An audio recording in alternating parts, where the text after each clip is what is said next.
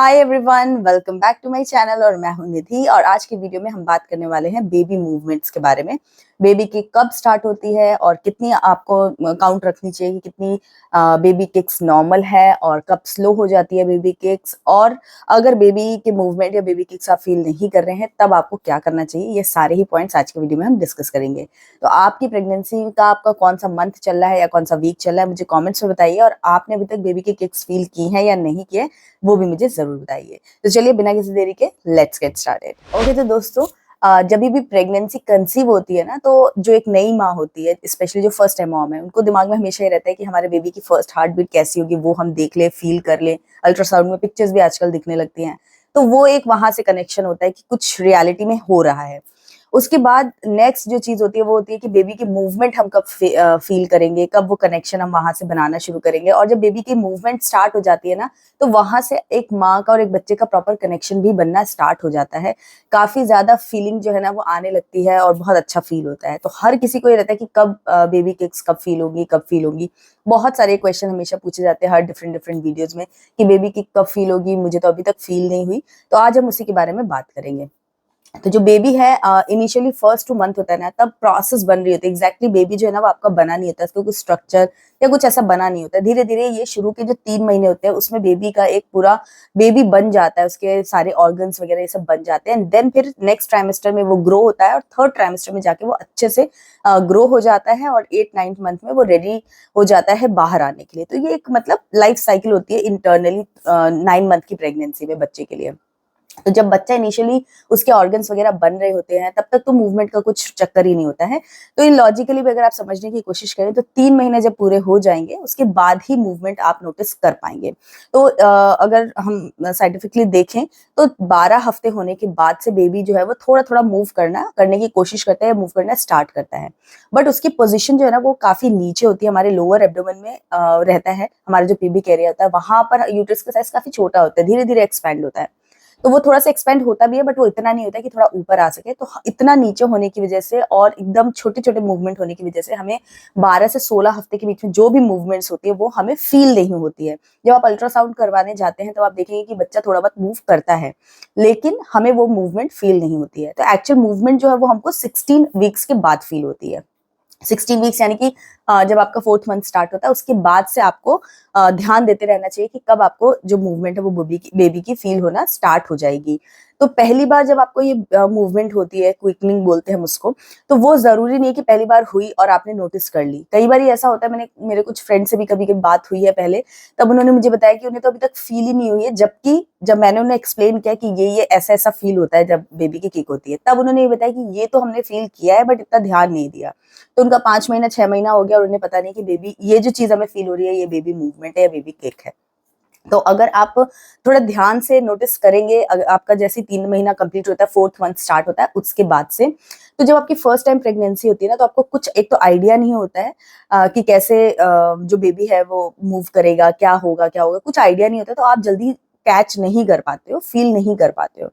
तो नॉर्मली 16 से 20 वीक्स के आसपास आपको बेबी की मूवमेंट फील हो जाती है अगर आपकी फर्स्ट टाइम प्रेगनेंसी। और आपकी सेकंड टाइम प्रेगनेंसी है तो आप 16 हफ्ते 17 हफ्ते में भी तुरंत पता लगा लेंगे कि ये बेबी मूवमेंट है, क्योंकि आपको पहले से भी चीजों का आइडिया होता है, आपकी ऑब्जर्वेशन उस हिसाब से काम करती है। तो ये इस हिसाब से रहता है। तो बेसिकली 6 मंथ जब आपका रहता है, 20 वीक्स जब आपके कंप्लीट हो जाते हैं, उसके बाद तक आपको बेबी की मूवमेंट फील होना स्टार्ट हो जाना चाहिए। कम ज्यादा थोड़ा डिफरेंट तरीके से वो अलग बात है, लेकिन 20 हफ्ते तक अगर आपको बेबी की मूवमेंट फील नहीं हो रही है तो आप एक बार अपने डॉक्टर से पूछ लीजिए, चेकअप वगैरह करा लीजिए। कई बार होती है मूवमेंट, हमको फील नहीं होती है, तो इसलिए पैनिक नहीं करना है, घबराना नहीं है। आप डॉक्टर से अपने डिस्कस कर सकते हैं। बट इन जनरल लोगों को 20 हफ्ते तक जो बेबी की मूवमेंट है वो फील होने लग जाती है। 4.5-5 महीना जब आपका शुरू होता है तब तक फील होने लग जाती है। मेरी दोनों ही प्रेगनेंसी में मुझे 5वें महीने में जो बेबी किक है वो फील होने लग गई थी। फर्स्ट प्रेगनेंसी में मेरी जो मूवमेंट है वो जल्दी मुझे फील होने लगी थी और सेकंड में थोड़ा लेट हो गई थी। तो ऐसा भी होता है, कुछ एकदम फिक्स और हार्ड एंड फास्ट नहीं होता है।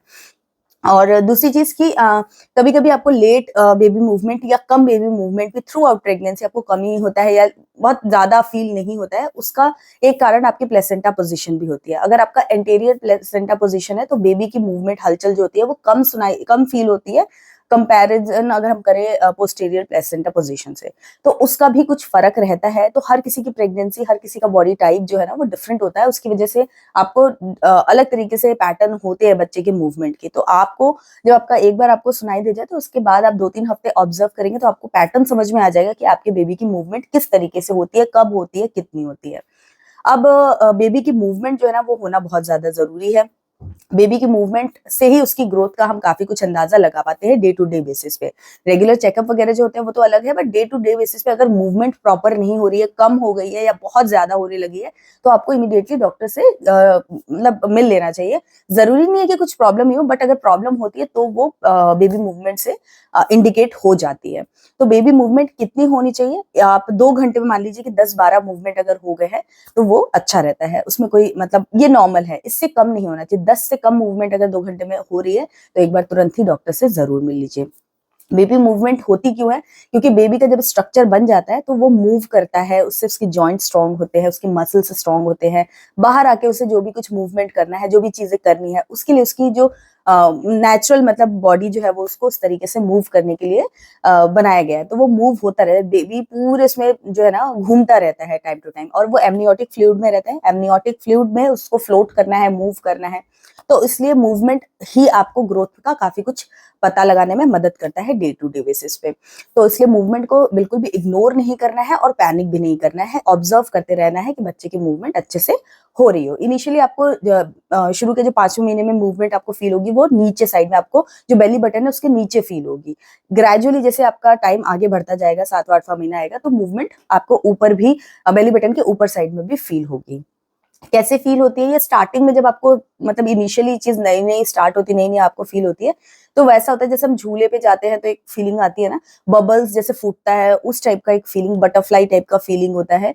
वो एक अलग सा फीलिंग आपको आएगा और वो बहुत ही छोटे स्पैन ऑफ सेकेंड्स के लिए आएगा। उससे आपको समझ में आ जाएगा कि ये कुछ डिफरेंट फील हुआ, ये वो है बेबी मूवमेंट है। बट धीरे धीरे ये जो किक है ना काफी स्ट्रांग होने लगती है, और वो पेट में बेबी जो है वो घूमता है और आपको किक जैसा, मारने जैसा फील होता है। और कभी कभी तो कुछ बच्चे इतना ज्यादा किक करते हैं कि आपको मतलब थोड़ा डिस्टर्बेंस भी फील होता है। ऐसा मुझे सेकेंड प्रेगनेंसी में हुआ था। तो कुछ बच्चे एक्टिव होते हैं तो ज्यादा मूवमेंट आपको दिखेगी कि बार बार कंटिन्यूअसली हो रहा है। कुछ बच्चे थोड़े नॉर्मल होते हैं, कम एक्टिव होते हैं, तो उनकी मूवमेंट आपको हल्की हल्की कभी कभी ऐसे फील होगी। जनरली बच्चे दिन में जो है, दिन में क्या है मतलब जब आप काम कर रहे होते हो तब बच्चे उनका किक या मूवमेंट आप फील नहीं करोगे। जब आप रेस्ट करने आओगे तब आपको बेबी का किक जो है वो फील होगा। क्योंकि जब आप काम कर रहे होते हो तो बेबी को मतलब एक होता है ना झूला जैसे हम झुलाते हैं तो बच्चे सो जाते हैं, ये उस टाइप का हो जाता है कि जब हम काम कर रहे हैं, हमारी बॉडी हिल रही होती है, तो बच्चे जो है वो सो जाते हैं या रेस्ट मोड पे चले जाते हैं। जब आप रेस्ट करते हो तब फिर उनको मिलता है कि घूमना है, फिरना है, तब वो बेबी किक्स करना मतलब अपनी जो मूवमेंट है वो करना स्टार्ट कर देते हैं। तो इसलिए जनरली रात में हम लोग जब सोते हैं तब बेबी किक आपको ज्यादा फील होगी in comparison to day time. तो वो भी एक फैक्टर रहता है।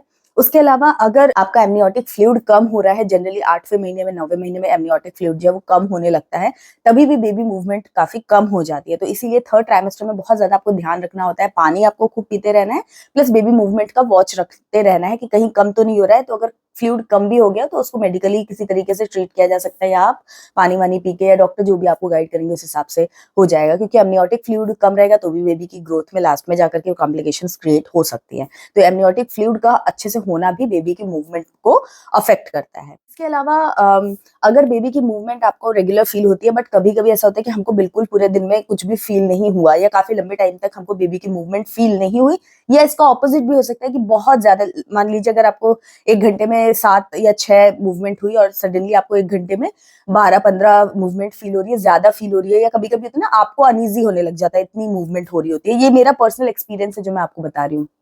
तो ऐसे केस में आप कुछ खाइए, मीठा खाइए, आप कोई मिठाई खा सकते हैं, जूस वगैरह पी सकते हैं, मतलब जिसमें थोड़ा शुगर कंटेंट ज्यादा हो वो आप थोड़ा सा खाइए, और पानी पी करके आप लेफ्ट करवट पे सो जाइए। तो आधे घंटे में आपको बेबी की मूवमेंट जो है वो नॉर्मल होना, अगर कम है तो प्रॉपरली होने लगेगी, और अगर ज्यादा है तो सेटल डाउन होने लग जाएगी। तो इस तरीके से भी आप ट्राई कर सकते हैं। और लेफ्ट करवट में ही सोएं, जब भी आपको मूवमेंट नहीं फील हो रही है तो आप लेफ्ट करवट में सोएं, आधे घंटे के लिए सोएंगे तो वहां से आपको फील होने लग जाएगी। और अगर तभी भी आपको मूवमेंट फील नहीं हो रही है तो प्लीज एसएप आप अपने डॉक्टर से जरूर मिलिए। और पैनिक करने की जरूरत नहीं है। अगर मूवमेंट कम या कुछ प्रॉब्लम हो रही है तो इसका मतलब ये नहीं है कि बेबी को 100% प्रॉब्लम ही है, बट हाँ प्रॉब्लम हो सकती है, इसलिए आप डॉक्टर से मिल लीजिए, टाइमली मिलेंगे तो अगर कुछ प्रॉब्लम है तो भी पता चल जाएगी, उसका सोल्यूशन निकल जाएगा, और अगर कुछ प्रॉब्लम नहीं है तो आपका स्ट्रेस कम हो जाएगा और सब चीजें नॉर्मल हो जाएंगी। तो इसीलिए डॉक्टर से मिलते रहना, उनसे डिस्कस करते रहना बहुत जरूरी है through out your pregnancy. I hope आपको बेबी मूवमेंट से रिलेटेड काफी कुछ मैंने एक्सप्लेन कर दिया, आपको बहुत सारी चीजें जानने को मिली होगी। स्टिल अगर आपका कुछ क्वेश्चन है आप कमेंट बॉक्स में डालिए, मैं आपको आंसर करूंगी। अगर ये वीडियो आपको हेल्पफुल लगा, पसंद आया तो इसको लाइक करना ना भूलें, चैनल को सब्सक्राइब करके बेल आइकन प्रेस करके ऑल नोटिफिकेशन सेलेक्ट करें, और अगर आपका कोई पर्सनल टॉपिक है जिस पर आप वीडियो चाहते हैं तो वो भी मुझे कमेंट्स में जरूर से सजेस्ट करें।